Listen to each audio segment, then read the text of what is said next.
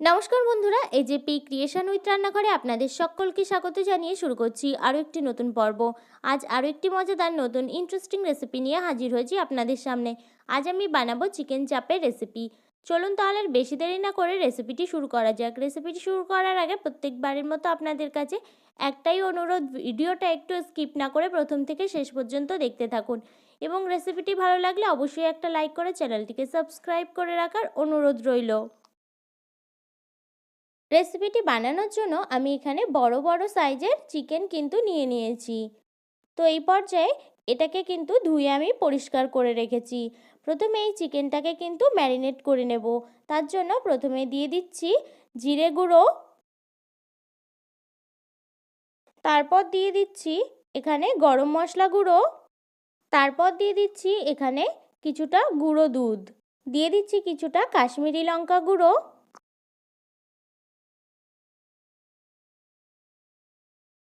তারপর দিয়ে দিচ্ছি কিছুটা টক দই।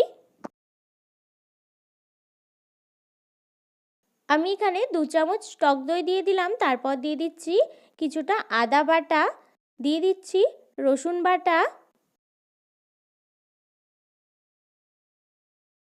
দিয়ে দিচ্ছি কিছুটা মিঠা আতর, তারপর দিয়ে দিচ্ছি কিছুটা ঘি,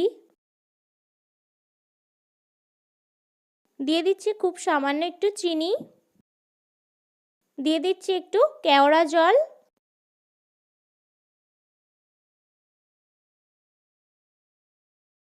তারপর সমস্ত উপকরণ কিন্তু আমি এখানে মিশিয়ে নিচ্ছি।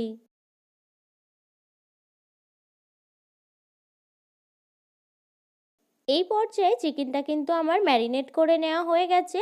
এইভাবে করে কিন্তু আমি এক সাইডে 30 থেকে 40 মিনিটের জন্য ঢাকা দিয়ে রেখে দেব। এই পর্যায়ে চিকেন চাপ রেসিপিটি বানানোর জন্য কড়াইতে তেল গরম হতে বসিয়ে দিয়েছিলাম। তেলটা কিন্তু আমার পুরোপুরি গরম হয়ে গেছে।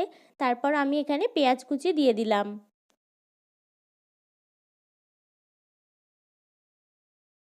এই পর্যায়ে পেঁয়াজ কুচিটা কিন্তু আমার ফ্রাই করে নেওয়া হয়ে গেছে, আমি তুলে নিয়েছি। আর এখানে নিয়ে নিয়েছি কিছু কাজু বাদাম। এই পেঁয়াজ বেরেস্তা আর কাজু বাদামটা কিন্তু বেটে নেব একসাথে।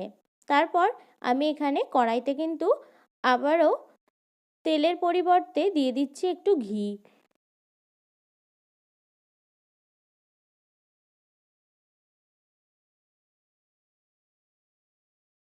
তারপর ঘিটা গলে গেলে, অর্থাৎ ঘিটা কিন্তু গরম হয়ে গেলে, তারপর আমি এখানে ফোড়নের জন্য দিয়ে দেব দারচিনি, এলাচ আর লবঙ্গ।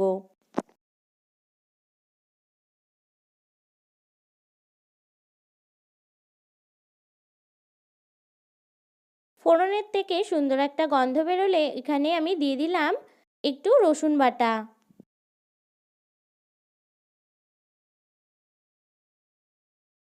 তারপর দিয়ে দিচ্ছি একটু আদা বাটা।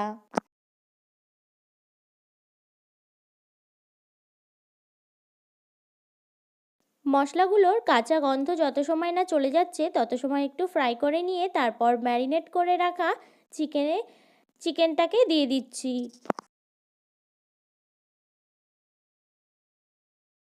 ম্যারিনেট করে নেওয়া চিকেনটার দিয়ে তারপর হালকা একটু ফ্রাই করে নিয়ে তারপর এখানে দিয়ে দিলাম স্বাদমতো নুন।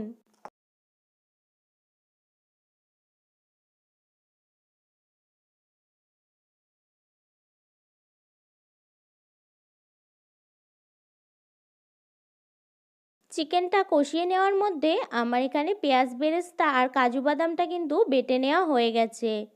তো এই পর্যায়ে চিকেনটা একটু কষিয়ে নেওয়ার পর তারপর কিন্তু পেঁয়াজ বেরেস্তা আর যে কাজু বাদাম বাটাটা রেডি করে রেখেছিলাম সেই বাটাটা কিন্তু দিয়ে দিলাম।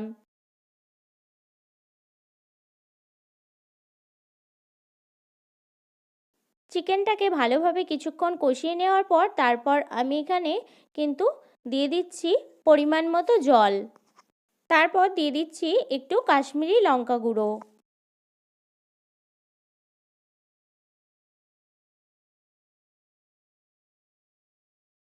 তারপর চিকেনটাকে ঢাকা দিয়ে রান্না করে নেব।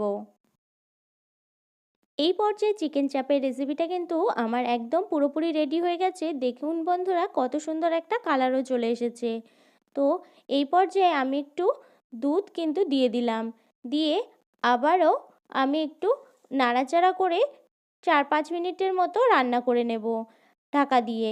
এই পর্যায়ে ঢাকাটা কিন্তু খুলে নেব। খুলে নেওয়া হয়ে গেছে। তো দেখুন বন্ধুরা, এই পর্যায়ে কিন্তু চিকেনটা আমার পুরোপুরি সিদ্ধ হয়ে গেছে আর রান্নাটাও আমার হয়ে গেছে। আমি এবার নামিয়ে নেব। চিকেন চাপের রেসিপিটা কিন্তু আমার রেডি হয়ে গেছে, আমি নামিয়ে নিয়েছি। এই চিকেন চাপের রেসিপিটা কিন্তু দোকানের চেয়ে কোনো অংশে টেস্ট কম হয় না। বাড়িতে বানিয়ে একবার দেখুন ট্রাই করে। আশা করি চিকেন চাপের রেসিপিটা আপনাদের খুব ভালো লাগবে। আর আমার এই চিকেন চাপের রেসিপিটি যদি আপনাদের ভালো লেগে থাকে তাহলে অবশ্যই একটা লাইক করে দেবেন এবং কমেন্টের মাধ্যমে জানাবেন আমার এই রেসিপিটি আপনাদের কাছে কেমন লেগেছে, এবং বেশি বেশি করে শেয়ার করে আমার পাশে থাকবেন, আমাকে আরও উৎসাহিত করবেন। আর আপনি যদি আমার চ্যানেলে নতুন বন্ধু হয়ে থাকেন এবং আরও নিত্য নতুন ইন্টারেস্টিং মজাদার রেসিপির আপডেট পেতে চান, তাহলে প্লিজ আমার চ্যানেলটিকে সাবস্ক্রাইব করে পাশে থাকা বেল আইকনটি প্রেস করে অল নোটিফিকেশন অন করে রাখবেন, যাতে সমস্ত ভিডিওর আপডেট আপনি ঠিক সময় পেয়ে যান। আজ এই রেসিপিটি এই পর্যন্তই। আরও একটি মজাদার নতুন কোনো ইন্টারেস্টিং রেসিপি নিয়ে আপনাদের সাথে দেখা হবে আরও একটি নতুন পর্বে। সবাইকে